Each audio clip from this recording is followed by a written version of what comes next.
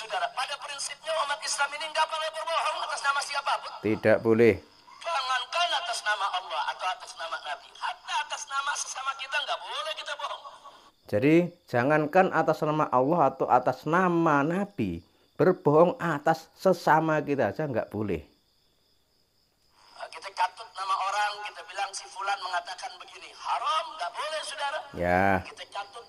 Setelah Pak Prabowo dan Mas Gibran dilantik menjadi Presiden dan Wakil Presiden Republik Indonesia, beberapa orang ada yang bertanya, kemana imam besarnya Ba'alawi, yakni Rizik Syihab. Namun pertanyaan ini menanyakan kemana itu bukan karena rindu, bukan karena cinta, tapi karena menanyakan. Soalnya biasanya ketika ada calon presiden atau wakil presiden yang terpilih, biasanya Rizik Syihab ini memberikan komentar-komentar yang berseberangan. Tapi setelah Pak Presiden Prabowo resmi menjadi Presiden Republik Indonesia dan Mas Gibran menjadi Wakil Presiden Republik Indonesia, seolah-olah Rizik Syihab ini hilang dari peredaran dunia maya. Dan ini tadi saya menemukan sebuah video. Di sini Rizik Syihab memberikan pesan agar orang itu tidak boleh berbohong. Nama Nabi haram, berbohong atas nama Allah lebih parah lagi, saudara. Bahkan jadi dia berpesan bohong atas nama Nabi dan bohong atas nama Allah itu haram. Saudara, pada prinsipnya umat Islam ini nggak boleh berbohong atas nama siapapun. Tidak boleh. Jangankan atas nama Allah atau atas nama Nabi, hatta atas nama sesama kita nggak boleh kita bohong. Jadi jangankan atas nama Allah atau atas nama Nabi, berbohong atas sesama kita aja nggak boleh. Kita katut nama orang, kita bilang si fulan mengatakan begini, haram, nggak boleh saudara. Ya. Kita katut nama fulan, saudara, orang nggak pernah ngomong apa-apa, kita bilang dia nih yang udah kasih dukungan, dia nih yang sudah ngomong begini, dia nih yang kasih pernyataan. Banyak kan zaman sekarang begitu. Ya, banyak. Bohong atas nama orang lain nggak boleh. Nggak boleh, haram ya. Jadi itu ya pesan Rizik Syihab kepada para pendukungnya agar janganlah berbohong baik atas nama Nabi, atas nama Allah, atau atas nama sesama manusia. Tapi kalau kita lihat, coba Anda lihat jejak digitalnya. Siapa yang selama ini mengaku sebagai cucu Nabi? Siapa yang selama ini mengaku sebagai dzurriyyah Nabi?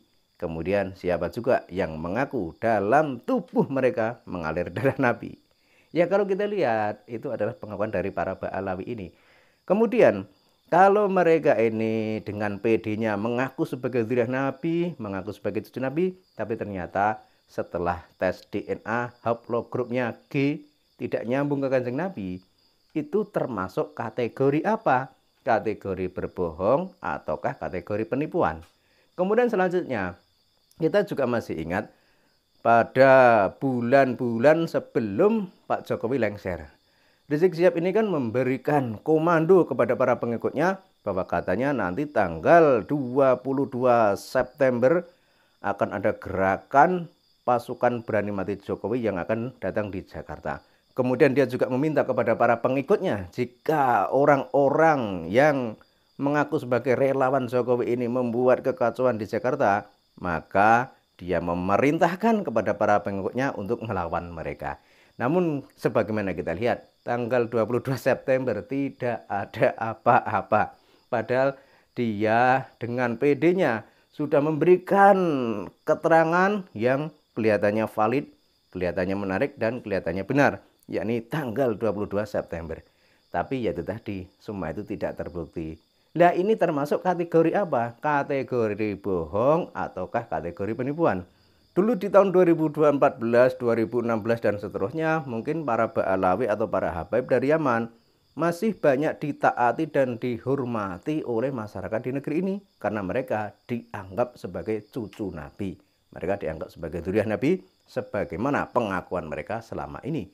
Tapi di tahun 2022, 2023, 2024, kedok mereka itu terungkap baik melalui tesis ilmiah Kiai Haji Imaduddin Utsman Al-Bantani, juga berdasar kajian sejarah, juga berdasar tes DNA.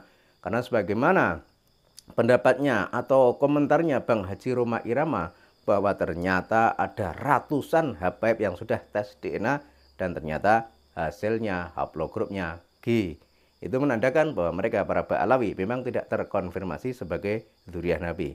Sehingga dengan 3 hal tersebut membuat masyarakat di Indonesia menjadi paham dan menjadi mengerti dan menjadi sadar bahwa selama ini hanya diprank, hanya ditipu, dan hanya dibohongi oleh pengakuan para Ba'alawi ini.